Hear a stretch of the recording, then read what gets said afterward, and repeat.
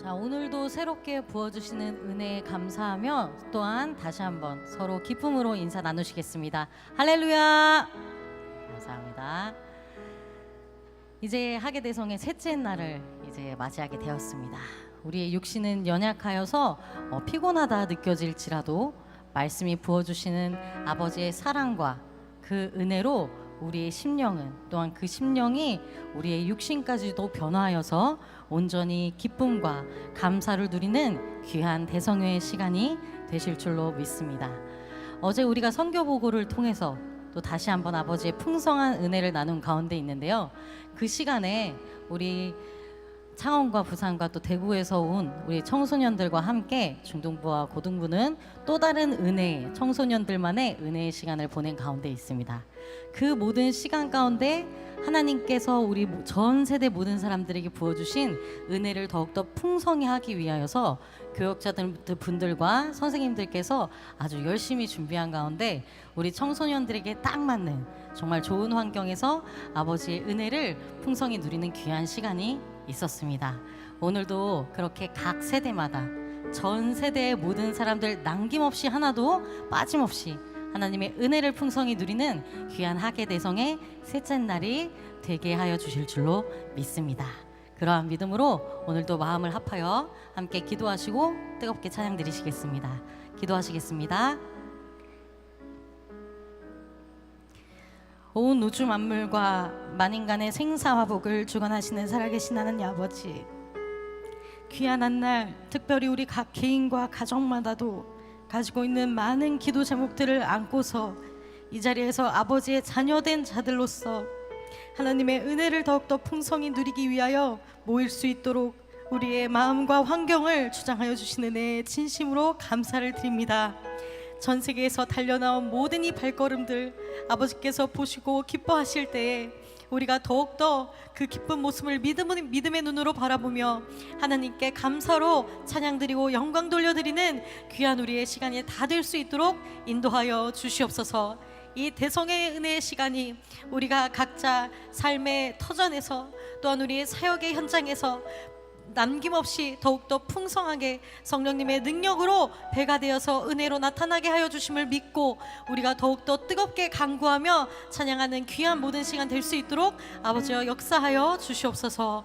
마지막까지 저희의 모든 마음을 아버지께서 평안의 줄로 메어주심을 믿고 감사를 드리며 이 모든 것 예수 그리스도의 이름으로 간절히 기도드리옵나이다. 아멘.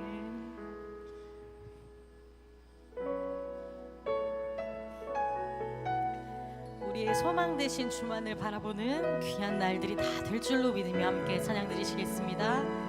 나의 소망 되신 주,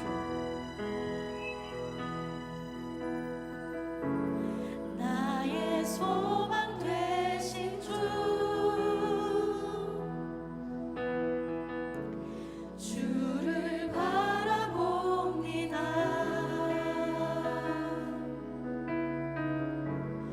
다시 오실 나의 왕 예수, 주를 기다립니다. 나의 소망 되신 주,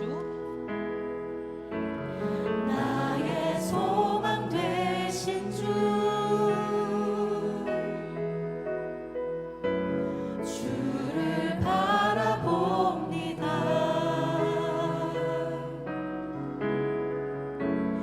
다시 오실 나의 왕 예수, 주를 기다립니다. 밤이나 낮이나 밤이나 낮이나 어제나 오늘도 영원히 주만 찬양해.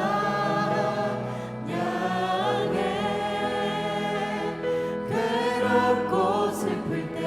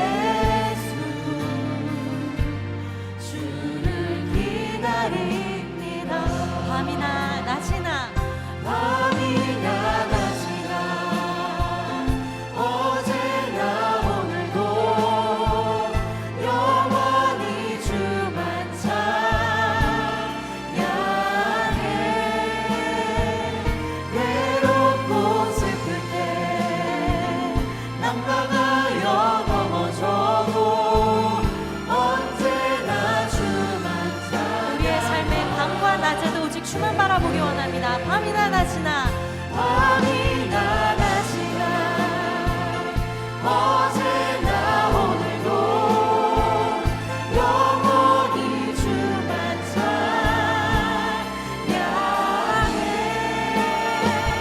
외롭고 슬플 때 낙망하여 넘어져도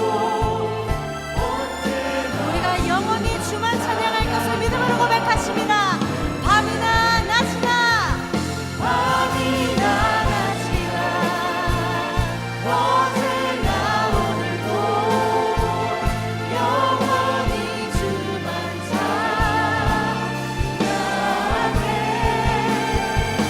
외롭고 슬플 때 낙망하여 넘어져도 오늘 삶의 문제를 내려놓고 다시 한번 고백하십니다.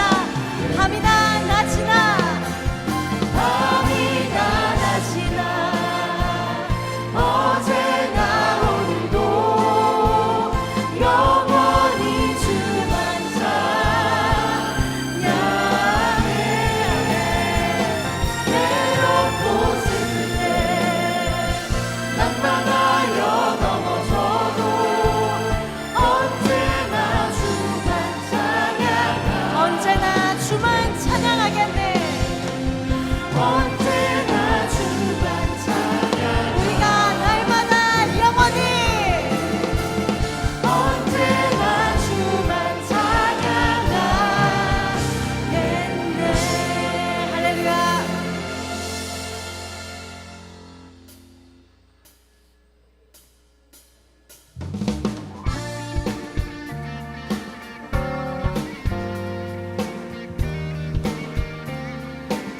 우리의 삶 가운데 모든 문제들 때문에 우리가 어두운 날을 지나고 있는 것 같을 때에도 아버지께서 말씀의 빛으로 역사하여 주심을 믿으며 함께 찬양하십니다. 어두운 날 다 지나 어두운 날 다 지나고 그가 빛을 발하리. 쓰러져 가는 우리 영혼 주가 붙잡아 주시니 우리 쉬지 않으리. 이 길에 끝이 있으니 한 걸음 한 걸음 주와 함께 걸으리. 우리의 걸음이 끝나는 그날 매 순간 함께 하시리. 우리를 안아주시리. 더 이상 눈물 없으리. 당신의 그날 안에서 이제 영원히 주 품 안에서 우리 찬양하겠네. 우리 가는 이 길 세상이 미련하다 해도 우리는 주가 보여주신 그 한 소망이 있으니 어둠의 조각조차 그곳에 발들이지 못해 당신의 나라에 우리 영원히 거하네. 우리가 아버지의 나라에 영원히 거할 것을 믿으며 다시 한번 고백하십니다. 어두운 날이 어두운 날 다 지나고 그가 빛을 발하리. 쓰러져 가는 우리 영혼 주가 붙잡아 주시네. 우리 쉬지 않으리. 이 길에 끝이 있으니 한 걸음 한 걸음 주와 함께 걸으리. 우리의 걸음이 끝나는 그날 매 순간 함께 하시니 우리를 안아주시니 더 이상 눈물 없으니 당신의 그 나라 안에서 이제 영원히 주 품 안에서 우리 찬양하겠네. 우리 가는 이 길 세상이 미련하다 해도 우리는 주가 보여주신 그런 소망이 있으니 어둠의 조각조차 그곳에 발들이지 못해 당신의 나라에 우리 영원히 거하네.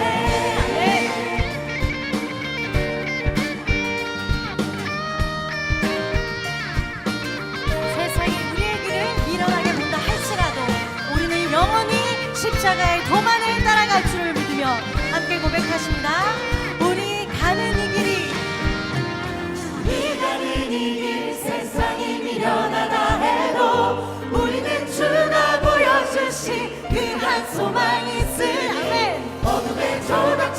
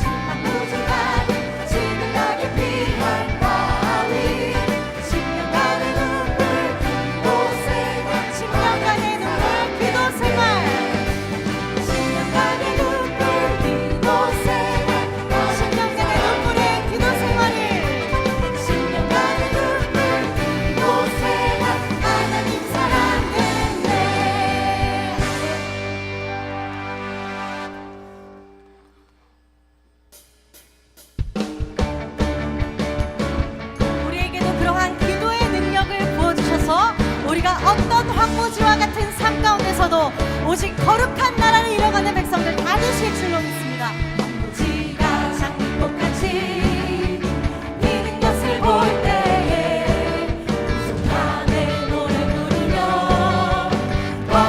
황무지가 장미꽃같이 황무지가 장미꽃같이 피는 것을 볼 때에 우순함에 노래 부르며 거룩한 길 다니니 거기 거룩한 길에 검은 구름 없으니 낮과 같이 맑고 밝은 거룩한 하나님의 아름다움과 하나님의 아름다움과 그의 영광 볼 때에 모든 괴로움 잊어버리고 거룩한 길 다니니 마른 땅의 샘물이 마른 땅에 샘물 터지고 사망에 물을 때 기쁨으로 찬송 부르며 거룩한 길 다니니 거기 거룩한 길에 검은 구름 없으니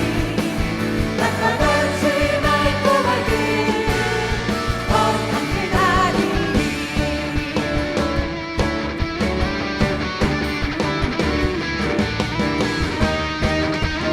우리가 믿음으로 더욱 크게 고백하십니다. 거기 악한 짐승 거기 악한 짐승 없으니 두려울 것 없겠네 기쁨으로 노래 부르며 거룩한 길 거기 죄인도 거기 죄인 전혀 없으니 거룩한 자뿐이라 해 주가 주신 면류관 쓰고 거룩한 길 다니니 거기 거룩한 길에 검은 구름 없으니 낮과 같이 맑고 밝은 거기 거룩한 거기 거룩한 길에 검은 구름 없으니 낮과 같이 맑고 모든 밝은 전 세계 교회 가운데 오직 거룩한 길이 뿐임을 믿습니다. 거기 거룩한 길에 검은 구름 없으니 낮과 같이 맑고 밝은 낮과 같이 맑고 밝은 낮과 같이 맑고 밝은 오직 낮과 같이 낮과 같이 맑고 밝은 거룩한 길 다니니 아멘.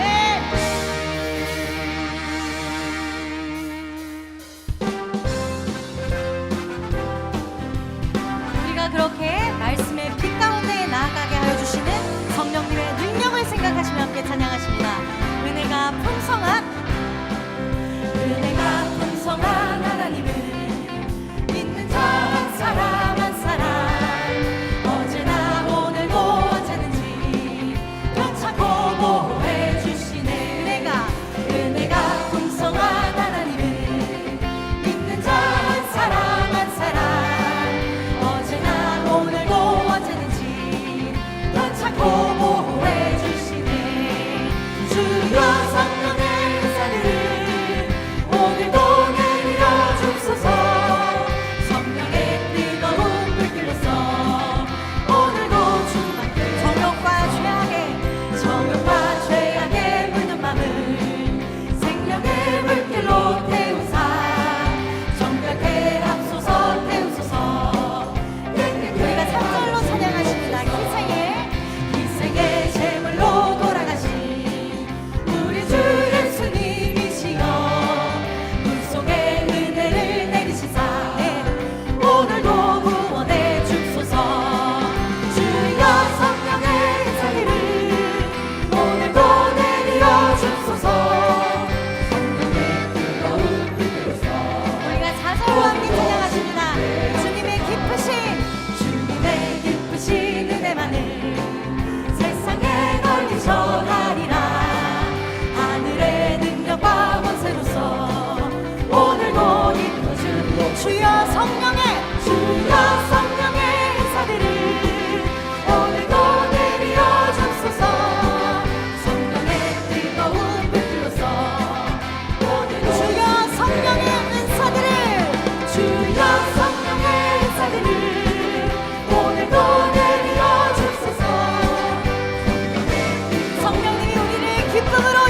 부어주심을 믿습니다.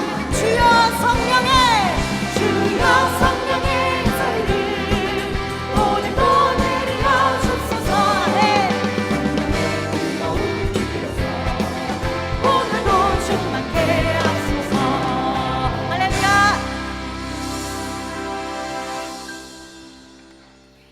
우리가 함께 찬양한 것처럼 오늘도 은혜가 풍성한 하나님께서 우리 각 사람마다 우리 개개인의 심령 가운데 성령의 은사를 부어주심으로 이제 우리가 얼마 남지 않은 대성의 기간 동안 우리가 기도 제목을 서로 나누고 은혜를 나누면서 이후에 각 삶의 터전에서 하나님의 일꾼으로서 그 말씀을 증거하는데 서로가 기도해주고 더욱더 동력이 되는 그러한 귀한 은혜를 체험하는 시간들이 다 될 줄로 믿습니다. 그러한 믿음으로 오늘도 합심하여서 기도드리시겠습니다. 먼저 첫 번째로 우리 전 세계의 역사를 통해서 구속사를 섭리하시는 하나님의 그 영원한 사랑을 생각하며 우리도 각 나라의 구속사의 본부가 되는 그러한 말씀의 교회들 위해서 함께 뜨겁게 기도드리시겠습니다. 특별히 교회의 교역자분들과 모든 성도들이 하나가 되어서 성령 충만으로 날마다 새 힘을 더하여 주심으로 구속사 완성을 위해 전진하는 그러한 전세계 말씀의 교회들이 다 될 수 있도록 합심하여 기도하시겠습니다. 두 번째로는 은혜 가운데 이렇게 하계대성회가 진행되고 있는데요. 우리의 육신은 연약하여서 피곤하게 느껴질지라도 우리에게 주신 이 말씀이 우리의 심령과 또한 육신까지도 기쁨과 평화로 변화시켜주는 역사를, 그러한 기적을 체험하는 남은 모든 시간들이 되게 하여 달라고 뜨겁게 기도드리시겠습니다. 마지막 세 번째로는 각자 갖고 계시는 기도 제목들, 우리 개인과 가정과 우리 말씀의 식구들 서로 간의 영육 간의 회복과 강건함을 위해서 뜨겁게 기도하는 시간이 되기를 소원합니다. 마지막으로 그렇게 기도할 수 있는 힘을 우리에게 허락하여 주시는 하나님의 은혜를 생각하시며 찬양하시고 뜨겁게 기도드리시겠습니다.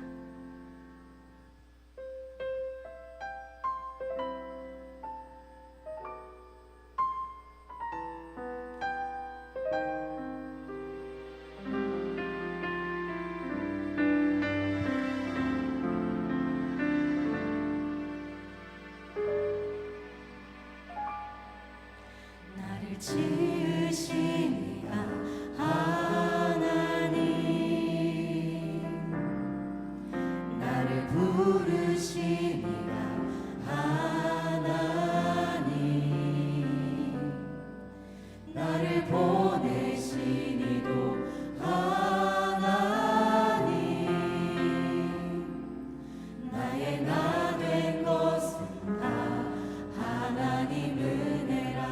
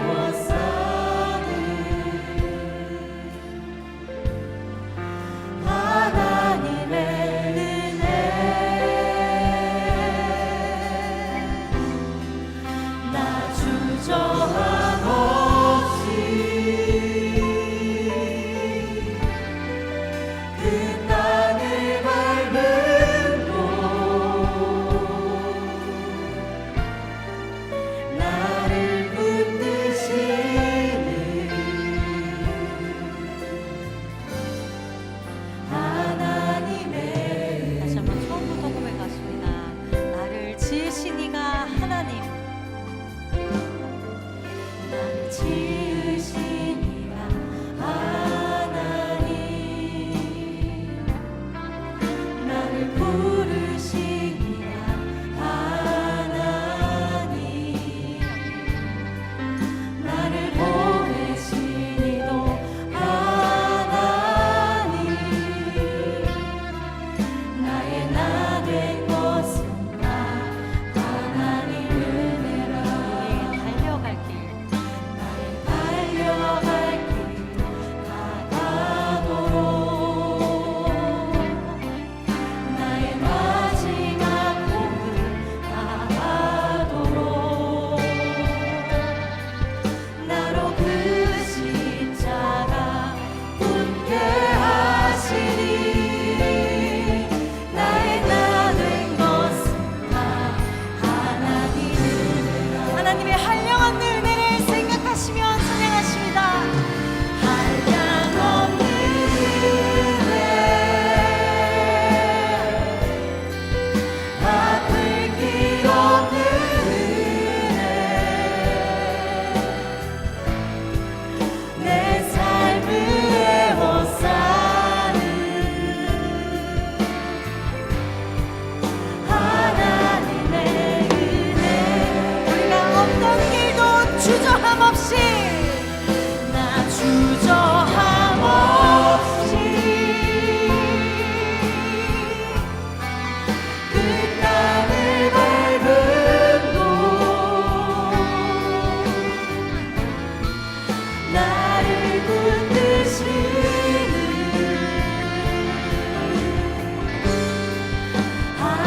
우리가 마음을 다하여 다시 한번 찬양하십니다.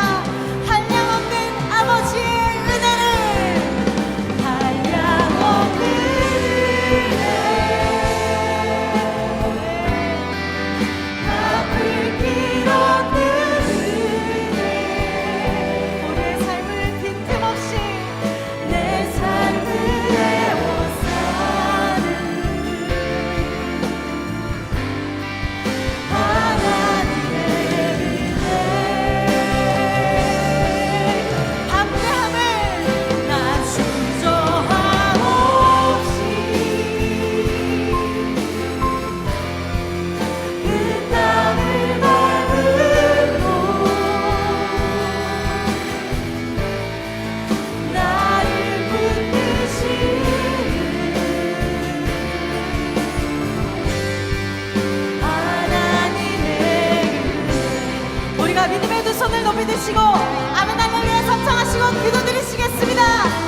아멘 할렐루야 아멘 할렐루야 아멘 할렐루야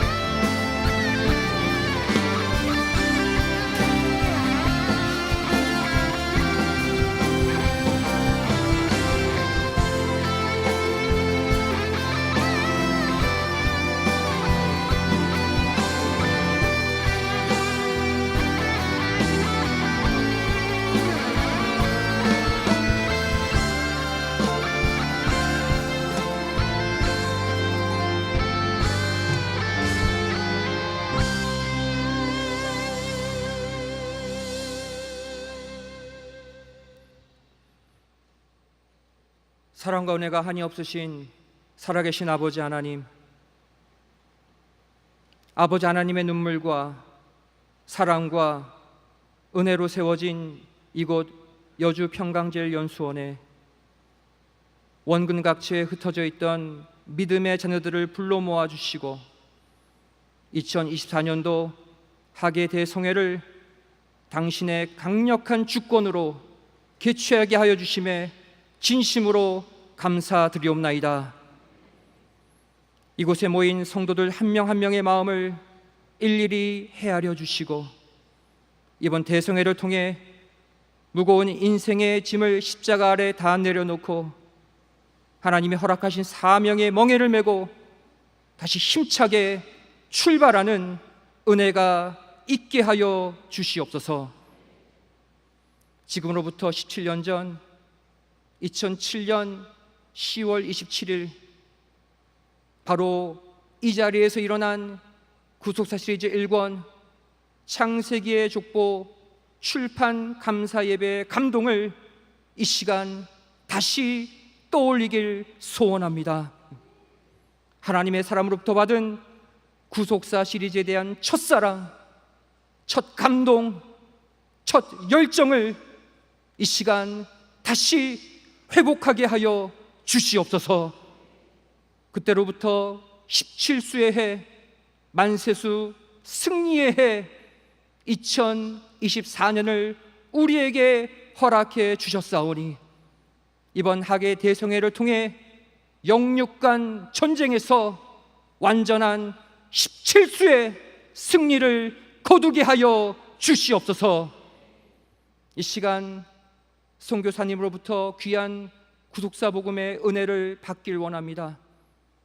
선교사님께 능력의 옷을 입혀주시어서 아버지 하나님이 품고 계신 구속사의 뜻이 힘있게 선포되게 하여 주시옵소서. 하계 달성의 남은 일정과 돌아가는 발걸음까지 아버지 하나님께서 동행해 주시고 지켜주시고 함께해 주실 줄 믿사오며 사랑 많으신 예수 그리스도의 이름 높이 받들어 간절히 기도드리옵나이다. 아멘.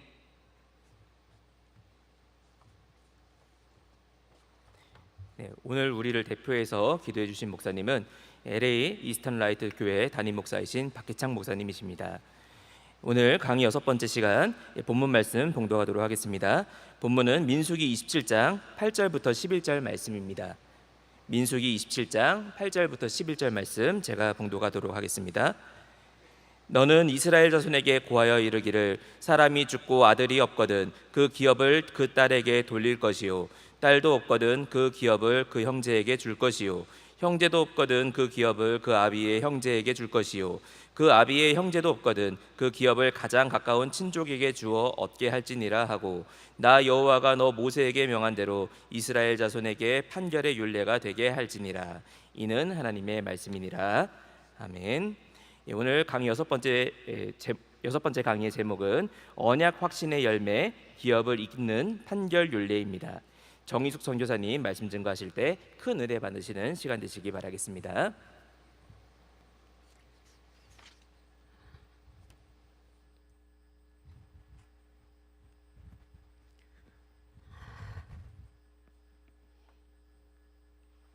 할렐루야. 예, 잘 주무시고 아침 식사 잘 하셨습니까? 네. 예, 오늘 이렇게 2024년 하계 대성회에 오신 우리 평강제일교회 성도님들과 또 전국 국내외 지교회에서 오신 우리 성도님들 만나서 반갑고 환영합니다. 오늘날 이렇게 우리 교회가 또 형제 교회가 환난과 어려움 가운데 겪는 교회들이 있어요. 그러한 가운데 하나님께서 이 하계 대성회를 허락해 주셨다 할 때는 어떤 목적이 있고 뜻이 있겠죠. 우리에게 요구하시는 신앙이 믿음이 있을 줄 믿습니다. 오늘 이 말씀을 통해서 하나님께서 우리에게 어떤 믿음, 어떤 신앙을 요구하시는지 그 믿음으로 준비되어지는 그런 하계 대성회가 되기를 간절히 소원합니다. 오늘 제목은요, 언약 확신의 열매, 기업을 잇는 판결 율례가 되겠습니다. 오늘 사회 목사님께서 설교해 주신 본문 가운데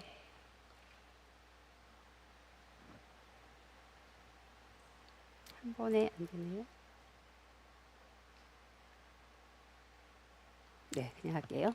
마태복음 1장 16절 말씀 보시면 야곱이 요셉을 낳고 요셉을 통해서 예수가 나셨다는 마태복음 족보를 기록하고 있습니다. 그리고 누가복음 3장 23절에서 24절 말씀 보시면 예수께서 요셉의 아들로 태어나셨고 요셉의 이상은 헬리라고 기록을 하고 있죠. 이처럼 두 성경 구절은 마태복음 족보와 누가복음 족보를 기록을 하고 있습니다. 자, 그런데 누가복음 3장에 기록된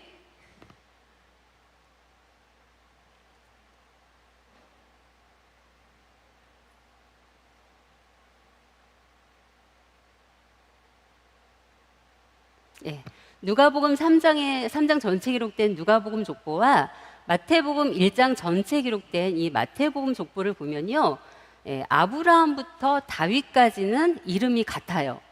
그리고 중간에 지나서 마지막으로 요셉과 예수라는 이름이 같은 이름이 등장을 하죠. 그래서 혹자는 우연히 두 족보가 다른 가문의 두 족보에 같은 이름이 기록되어 있는 다른 족보다 이렇게 얘기를 하기도 합니다. 그러나 마태복음 족보와 누가복음 족보는 같은 족보일까요? 다른 족보일까요? 마태복음 족보와 누가복음 족보는 예수님을 증거하는 같은 예수님의 족보입니다. 확신하십니까? 네. 그런데 다른 족보입니다. 왜 그럴까요?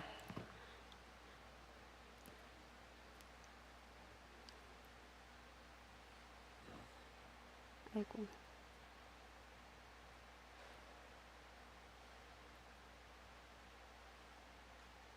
왜냐하면 요셉이 있습니다. 이 요셉의 아버지가 마태복음에는 야곱으로 기록되어 있고 누가복음에는 누구로 기록되어 있어요?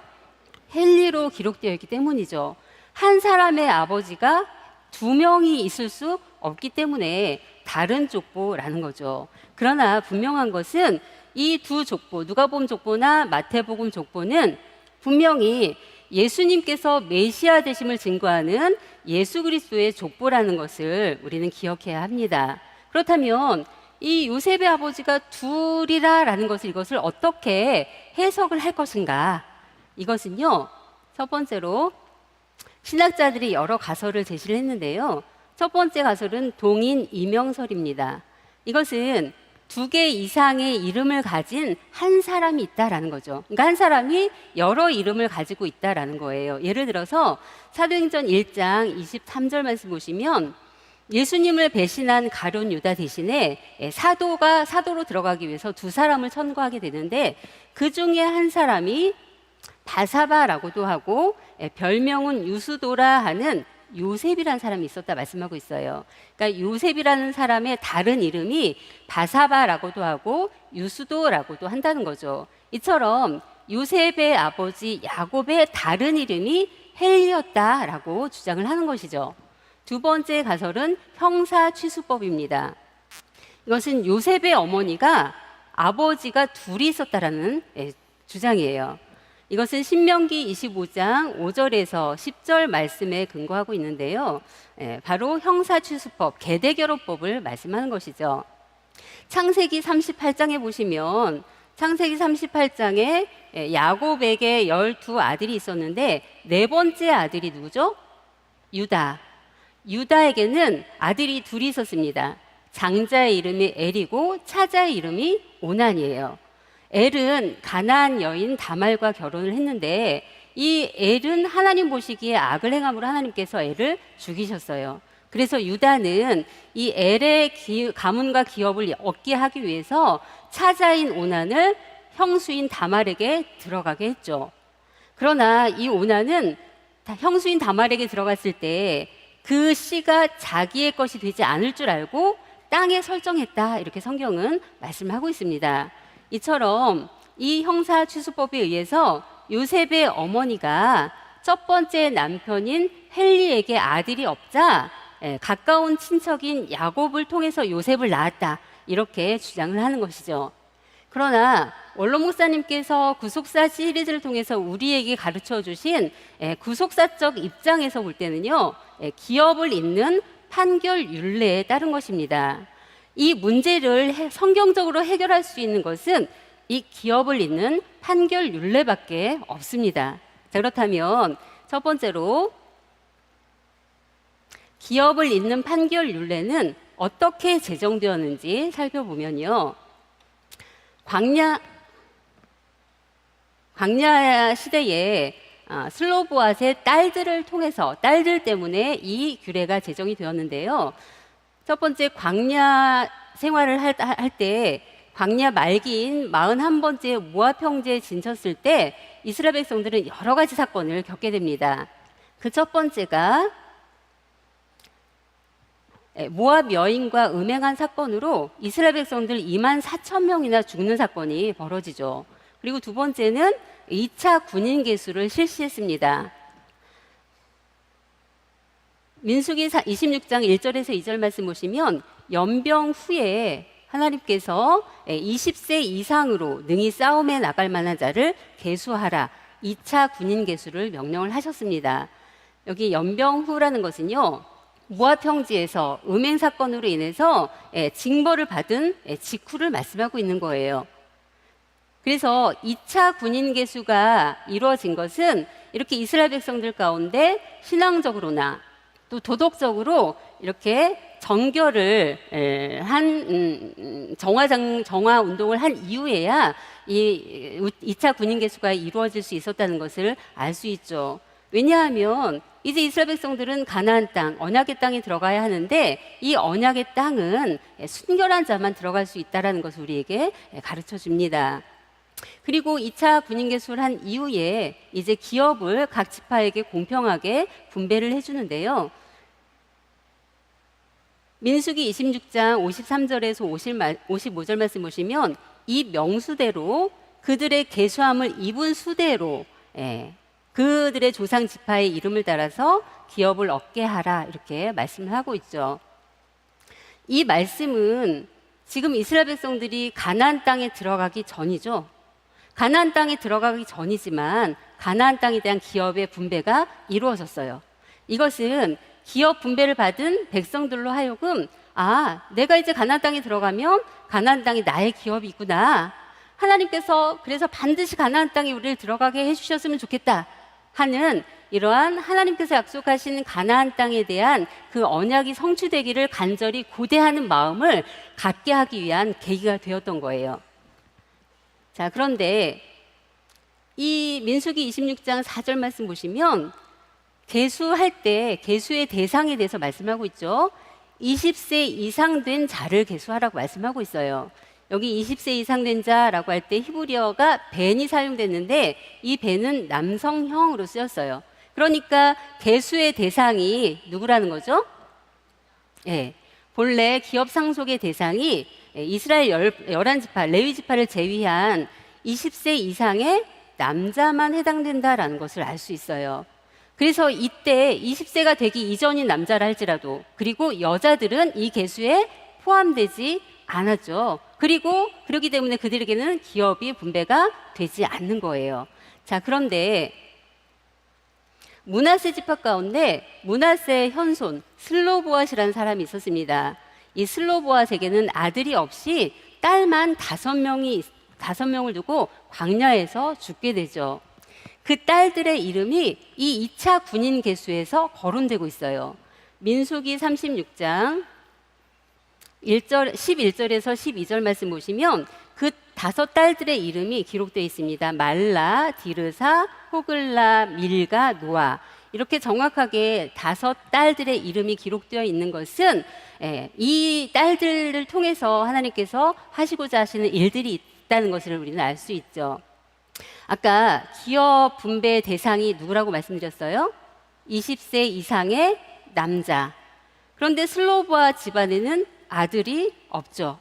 그렇기 때문에 슬로보아 집안에는 기업이 분배되지 않습니다. 그렇다면 이것은 무엇을 의미하느냐? 바로 언약 신앙 공동체에서 영원히 사라지게 된다는 것을 의미해요.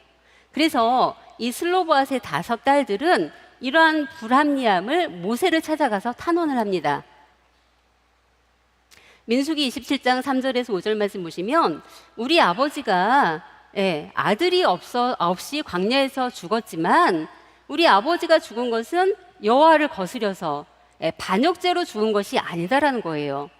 그런데도 불구하고 어찌하여 아들이 없다고 우리 아버지의 이름이 이스라엘 회중에서 언약 공동체에서 삭제될 수 있습니까? 그러니 우리에게 기업을 주소서 하고 기업을 요청한 것이죠. 자, 그렇다면 이 얘기를 들은 모세는 어떻게 해야 할까요? 기존 관례대로라면 20세 이상만 계수하고 기업을 분배받을 수 있기 때문에 아들이 없는 이 슬로보아의 딸들이 와서 탄원한다 할지라도 야, 너희 집안에 아들이 없는데 어떻게 하냐? 가라. 이렇게 할 수도 있겠죠. 그러나 모세는요, 여호와 앞에 품하니라 말씀하고 있어요. 품하니라라는 단어는요, 히브리어로 볼 때 가까이 오게 하다, 끌어당기다라는 뜻을 가진 카라브에서 유래가 되었어요. 그래서 모세가 여호와께 품했다라는 것을 원문으로 직역을 하면 그 사건을 여호와 앞에 가까이 가져왔다라는 뜻이 되겠죠. 자, 우리가 성경을 통해서 볼 때 지금까지 모든 율법은 하나님께서 이스라엘 백성들에게 일방적으로 주신 말씀들이에요. 자, 그런데 지금 어떤 문제가 발생을 해서 이 문제를 해결하기 위해서 인간 편에서 먼저 이 문제를 가지고 하나님 앞에 가까이 찾아갔다, 이런 말씀인 거죠. 그럴 때 하나님께서 응답을 주셨는데요, 새로운 특례법, 기업을 잇는 판결 율례를 제정해 주셨습니다. 민수기 27장 6절에서 7절 말씀 보시면 하나님의 응답은요, 슬로보아의 딸들의 말이 옳다. 그러니 너는 반드시 그들에게 기업을 주어서 얻게 하라. 이렇게 말씀하고 있어요. 그들은 누구죠? 슬로보아의 딸들. 한마디로 아들이 없는 집안의 딸들에게도 기업을 분배해 주어라 라고 응답을 주셨어요. 그래서 이것을 실행하기 위해서 세부 규정을 말씀하고 있는데요. 민수기 27장 8절에서 11절 말씀 보시면 사람이 죽고 아들이 없을 때는 누구에게? 그 딸에게 기업을 돌리고, 딸도 없으면 그 형제에게 줄 것이고, 그 형제도 없을 때는 그 아비의 형제에게, 그 아비의 형제도 없을 때는 어떻게 하죠? 가장 가까운 친족에게 기업을 주어 얻게 하라고 말씀하고 있어요. 이 가까운 친족에게 기업을 주어 얻게 하는 사건이 우리가 알듯이 사사시대에 보아스를 통해서 나오미의 기업을 물을 자가 된 사건을 우리는 알고 있죠.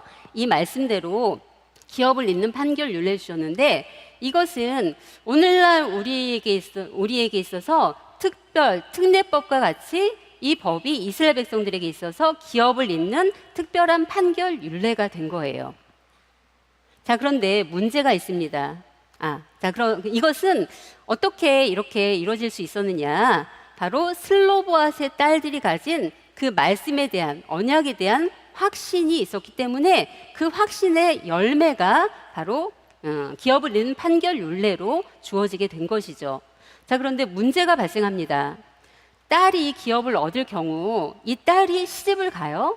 같은 지파 내에서 결혼을 하면 문제가 없는데 다른 지파 남자와 결혼한다 할 때 이 딸이 기업을 놔두고 가는 것이 아니라 기업을 가지고 가겠죠. 그러면 이 기업은 남편 되는 그 지파에 소속이 돼요. 그래서 이것은 어떤 지파는 쇠퇴하게 되고 어떤 지파는 번창하게 되는 그런 문제가 발생하게 되는 것이죠. 그래서 하나님께서 딸이 기업을 얻을 경우에는 새로운 규정을 다시 추가해 주셨습니다. 민수기 36장 6절에서 7절 말씀 보시면 슬로보앗의 딸들에게 하나님께서 말씀하시기를 너희들은 마음대로 시집을 가도 좋다. 그러나 그 조상 지파의 가족에게로만 시집 갈지니 그리하여야 다 각기 조상 지파의 기업을 지킬 것이다. 이렇게 말씀하고 있죠. 자, 이 문제의 해결법은 무엇이었습니까? 자기 조상의 지파와 결혼하는 것. 그러니까 한마디로 같은 지파 남자에게 시집 가는 것이 문제 해결이었습니다. 그래서 이 말씀대로 슬로보앗의 딸들은요, 민수기 36장 11절에 12절 말씀 보시면 그 아비의 아들들에게 시집을 가되 그 므낫세 자손의 가족에게로 시집 간고로 그 기업이 아비의 가족의 지파에 여전히 있었더라. 자기 지파에 같은 지파의 남자와 결혼함으로 자기 지파의 그 기업을 보존할 수 있었다. 이렇게 말씀하고 있어요.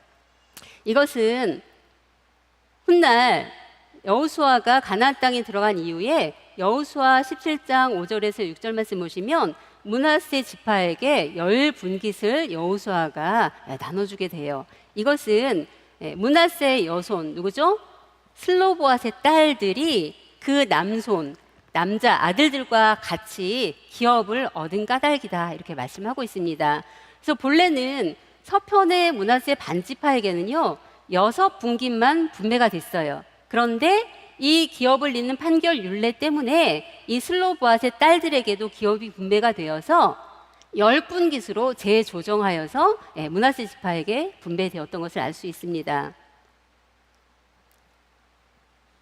자, 이것은 슬로보앗의 딸들이 하나님의 말씀을 확실히 믿는 언약의 확신이 있었기 때문이고, 그리고 슬로보앗의 딸들에게는요 족보를 이어야 한다는 사명감이 있었기 때문에 이러한 기업을 잇는 판결 율례를 통해서 그들은 기업을 얻을 수 있었던 것을 우리는 알 수 있죠. 자, 두 번째로 이렇게 얻은 기업을 잇는 판결 율례를 통해서 훗날 요셉과 마리아가 이어지게 되는 계기가 됩니다.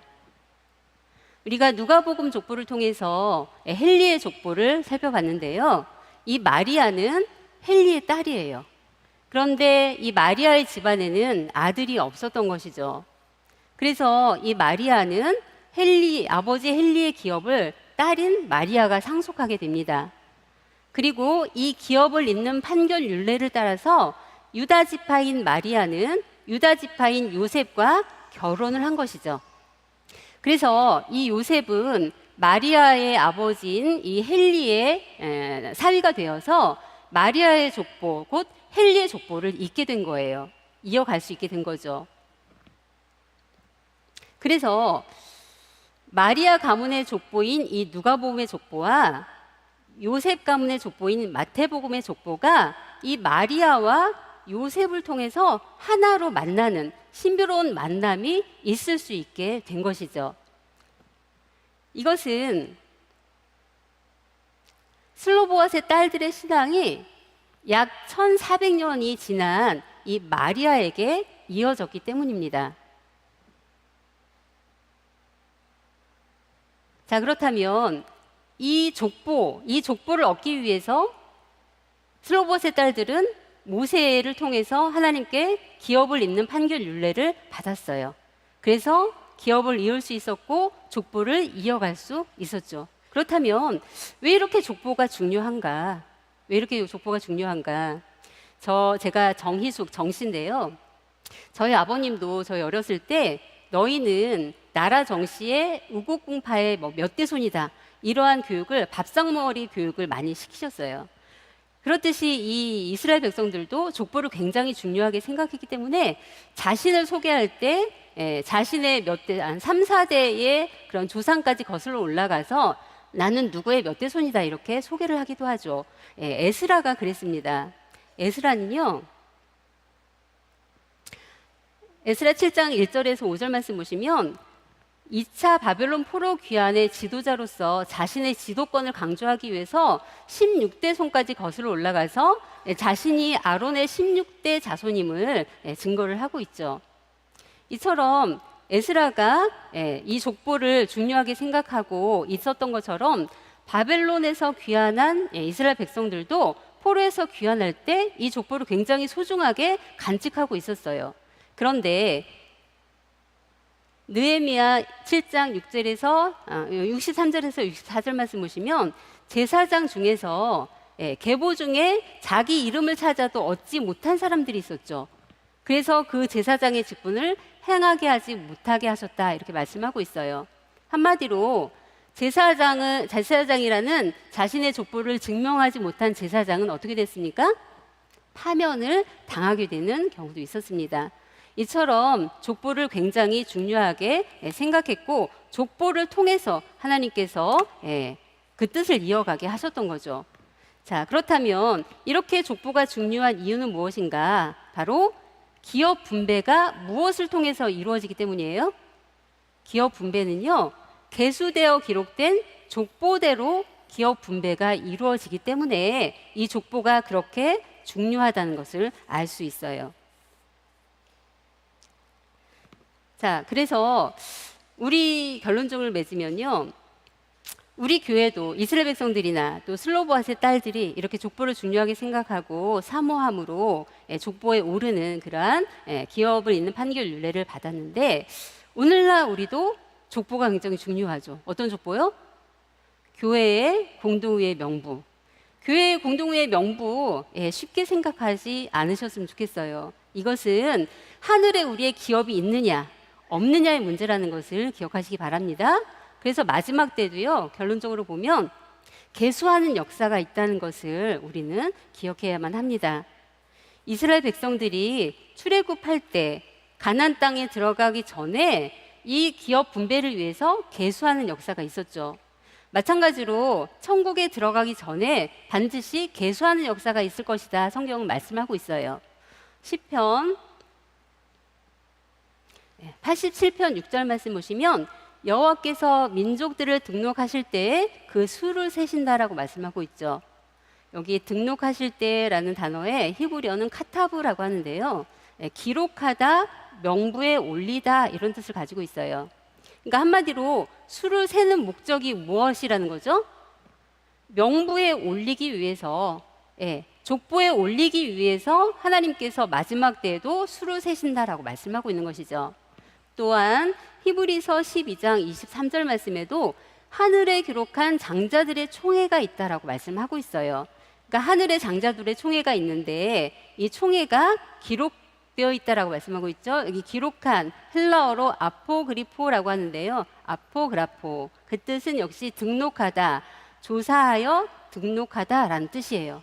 이처럼 하늘에 기록된 장자들의 총회도 하나님께서 조사해서 계수해서 등록하신다라고 말씀하고 있는 것이죠. 그렇다면 이 마지막 때 계수된 그 숫자는 몇 명일까요? 그 수가 요한계시록 7장 4절의 말씀 보시면 입맞은 자의 수를 들으니 그 입맞은 자들이 14만 4천이다, 이렇게 말씀하고 있죠. 마지막 때 계수되는 하늘 족보에 기록될 그 수는 14만 4천이라고 말씀하고 있습니다. 그래서 이 14만 4천이 이스라엘 백성들이 가나안 땅에 계수해서 가나안 땅 기업을 분배받았듯이 하늘 족보에 기록된 이 14만 4천도 기업이 있다라는 것이죠. 그러면 14만 4천의 기업은 무엇일까? 요한계시록 14장 1절 말씀 보시면 어린 양이 시온산에 섰고 14만 4천도 같이 서 있다 이렇게 말씀하고 있어요. 그러니까 14만 4천 어린 양과 함께 14만 4천이 어디에 서 있다는 거예요? 시온산에 서 있다. 그래서 시온산에 선 이 14만 4천은 어떤 사람이에요? 바로 어린 양과 함께 시온산에 서게 될 자를 말하는데, 이 시온산은 14만 4천이 얻게 될 천국 기업이에요. 그래서 마지막 때 하나님께서 수를 세시는데 그 수는 14만 4천이고 이 14만 4천에게도 천국 기업이 있다는 것을 우리는 알 수 있는 것이죠.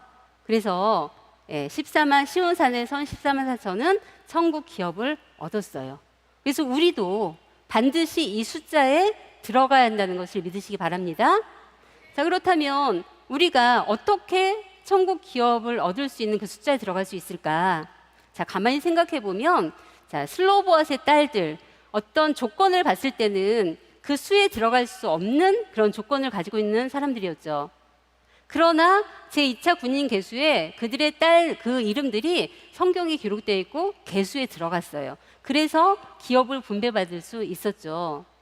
우리도 슬로보아스의 딸들처럼 어떤 우리가 가지고 있는 조건들을 볼 때는 기업을 분배받을 수 없는 천국 기업의 주인공이 될 수 없는 그런 사람들이지만 우리가 이 수에 들어가서 천국 기업을 분배받아야 할 줄 믿습니다. 그렇다면 어떻게 분배받을 수 있을까요? 오늘 살펴본 말씀처럼 슬로보아스의 딸들처럼 하면 돼요. 어떻게 하면 될까요? 하나님께서 주신 그 말씀을 믿고 확신하면서 그 말씀을 이루기 위해서 간절히 사모할 때 슬로보아스의 딸들에게 기업을 잇는 판결 율례를 통해서 기업이 주어졌듯이 우리도 하나님의 말씀, 그 언약의 말씀을 확신하는 그런 믿음이 있어야 할 줄 믿습니다. 슬로보아스의 딸들의 이런 언약 신앙은 누구를 통해서 배울 수 있었을까요? 모세에게 들은 말씀이죠. 모세를 통해서 하나님께서 말씀하신 약속하신 가나안 땅이 있어. 너희 반드시 가나안 땅에 들어가고 갈 거야. 그리고 그 땅에는 너희들의 기업이 있다. 이 언약 신앙을 슬로보아스의 딸들은 모세를 통해서 배웠습니다. 자, 그런데 모세가 가나안 땅에 들어갔습니까? 모세는 가나안 땅에 들어가지 못했어요. 그러면 그 언약 신앙을 전해준 그 모세가 가나안 땅에 들어가지 못했다고 해서 이 슬로보아스의 딸들의 그 믿음이 약해지거나 흔들렸던가요? 아니죠. 그 말씀은 영원히 살아계신 말씀이기 때문에 그 언약 신앙을 확신한다면 슬로보아스의 딸들처럼 우리에게도 천국 기업이 주어질 줄 믿습니다. 그러면 여러분들이 받을 천국 기업은 어떤 걸까요? 어떤 천국 기업일까요? 저는요, 우리 모두는 원로 목사님을 통해서 요한일서 2장 25절 말씀처럼 영원한 생명을 약속받았습니다. 이것이 우리의 천국 기업인 줄 믿습니다. 자, 그렇다고 원로 목사님이 먼저 별세하셨다고 이 천국 기업에 대한 우리의 언약 신앙이 흔들리면 될까요? 아니겠죠. 그래서 당시 이 언약 신앙이 슬로보아스의 언약 신앙이 마리아에게 이어졌잖아요. 그 마리아가 이 언약 신앙을 이을 수 있었던 것은 하나님의 때 예수님께서 초림 당시에 오셔야 되는데 그 초림 당시에 예수님이 탄생하셔야 될 그때는 이미 정해져 있었습니다. 그렇다면 하나님께서는 과연 어느 가문을 통해서 예수님이 탄생하셔야 할까 깊은 고민이 아닐 수 없겠죠. 왜냐하면 당시 처녀가 마리아만 있었던 것은 아니었기 때문이에요. 그런데 하나님의 뜻, 하나님의 성령이 베들레헴도 아니라 저 이방 땅 나사렛에 살고 있는 마리아를 찾아간 거예요. 그것은 마리아가 슬로보아스의 딸들의 그 신앙을 그대로 이어받았기 때문이죠. 그래서 갈라디아서 4장 4절 말씀 보시면 때가 참에 하나님께서 그 아들을 보내셨다 이렇게 말씀합니다. 이 때가 찼다라는 것은 바로 다시 말하면 이 마리아와 요셉의 그 순종할 수 있는 그 믿음이 순종이 준비되었다라는 뜻이기도 하죠. 그래서 오늘날 우리에게 원로 목사님들을 통해서 전수된 이 언약신앙, 영생 변화에 대한 이 신앙이 우리들을 통해서 이루어지기 위해서는 우리가 준비해야 할 것이 있습니다. 두 가지인데요. 하나는 믿음, 또 하나는 순종. 순종이 준비되었을 때 하나님의 성령이 마리아를 찾아갔듯이 하나님의 구속사를 이루기 위해 그 뜻이 우리에게 찾아올 줄 믿습니다. 그리고 그 신앙, 그 믿음이 준비되어지는 그 준비가 이 학예 대성회를 통해서 우리들의 믿음이 준비되어지고 우리들의 신앙이 준비되어지는 그런 학예 대성회가 되는 줄 믿습니다. 그래서 우리의 흔들리지 않는 그 언약 신앙을 가지고 우리에게 맡겨주신 그 구속 사역을 넉넉히 감당하는 우리 평강의 성도님들, 또 전국 우리 평강의 모든 가족들이 되기를 간절히 소원합니다. 네, 기도하고 마치겠습니다. 사랑과 은혜가 충만하신 살아계신 우리 아버지 하나님, 오늘도 아무 보잘것없고 자격 없는 저희들을 불러주셔서 이렇게 천국 기업 언약의 말씀으로 천국 기업을 허락하여 주시니 감사함을 드립니다. 살아계신 우리 아버지 하나님, 원로 목사님을 통해서 주셨던 그 천국 기업에 대한 영생 변화의 그 말씀을 저희들 늘 잊지 않게 허락하여 주시고, 저희들 힘들고 어렵고 환난 가운데 있다 할지라도 이 언약 신앙이 흔들리지 않고 견고한 가운데 반드시 저희들을 통해서 그 뜻이 이루어질 수 있는 믿음과 순종이 준비되어질 수 있도록 축복하여 주시옵소서. 가정과 교회가 해결해야 될 많은 문제들이 있지만 우리 아버지 하나님께서는 반드시 그 뜻을 이루기 위해 선한 역사 가운데 이루어 주실 줄 믿습니다. 우리 성도님들 한 사람도 흔들리는 신앙 없게 하여 주시고, 우리 아버지 하나님께서 마지막 때 계수하실 때에 그 계수의 자리에 다 들어갈 수 있도록 우리 아버지 역사하여 주시옵소서. 그래서 그때까지 우리들에게 맡겨주신 그 사명의 자리를 넉넉히 감당해 나감으로 말미암아 아버지의 뜻이 속히 이루어지는 산역사만 있을 수 있도록 축복하여 주시옵소서.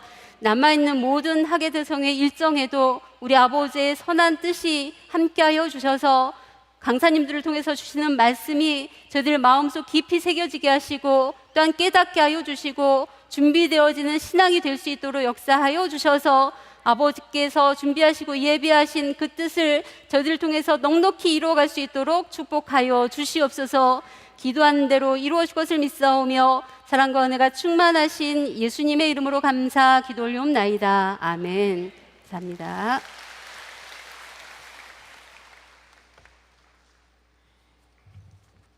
감사합니다. 감사의 힘을 바치신 성도님들 호명하도록 하겠습니다. 찬양으로 영광 돌리기 하심을 감사합니다. 에베네젤 콰이어 감사의 힘을 바치셨습니다. 감사의 힘을 패스터 에릭 버튼 목사님 감사의 힘을 드리셨습니다. 학예대성회로 이끌어 주심을 감사드립니다. 22대 의정부고요. 방기원, 이현순 가정 감사의 힘을 드리셨습니다. 안동 산성교회 박만준 성도님 감사의 힘을 드리셨습니다. 은혜의 동산 잔치에 인도하신 크신 사랑의 하나님 감사드립니다. 4대 정현수 권사님, 가수원을 푸른 교회 기도한 대로 응답하여 주옵소서. 박재춘 성도님, 여주 대성회 감사, 화곡 2구역 이면주 성도님 감사함을 드리셨습니다. 이외에도 많은 성도님들 아버지께 감사함을 바치셨습니다. 광고사항 말씀드리도록 하겠습니다. 첫 번째로 등록에 대한 광고입니다. 학예대성에 참석하신 모든 성도님들은 빠짐없이 우림성전에서 등록을 해주시기 바랍니다. 등록 시 받은 명찰을 반드시 폐용해 주시기 바랍니다. 학예대성에 등록하신 분들은 강의 교재를 받으셔서 강의 때 활용하여 주시기 바라며 1인당 한 권만 수령하시기 바랍니다. 시설 이용 안내입니다. 오늘은 수요 예배가 있는 날로 많은 성도님들이 오실 것으로 예상이 됩니다. 모리아 성전에 자리를 미리 맡아두시면은 뒤에 오시는 성도님들이 앉을 자리가 없게 됩니다.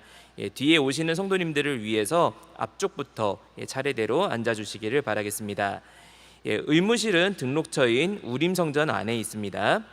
어린이 수영장 개장 시간은 오늘 오전 9시부터 5시까지이며 이용료는 무료입니다. 앵기리 동굴 기도 이용 시간은 오전 7시 30분부터 저녁 11시 30분까지이며 강의 시간을 제외하고 개방합니다. 휘선기념사업회에서는 학예대성회 기간 동안 휘선기념실을 휘선책방 북카페로 운영합니다. 많이 이용해 주시기 바랍니다. 학예대성회 기간 동안 셔틀버스를 운행합니다. 셔틀버스 탑승역은 일신역입니다. 각 성전에 부착되어 있는 기차 시간표를 참고해 주시기 바랍니다. 여주연수원에서 일신역으로 가실 때는 일신역 기차 시간표 기준으로 출발 40분 전에 여주연수원 정문에서 대기해 주시면 되겠습니다. 판매 및 구입하는 여러 가지들 광고 드리겠습니다.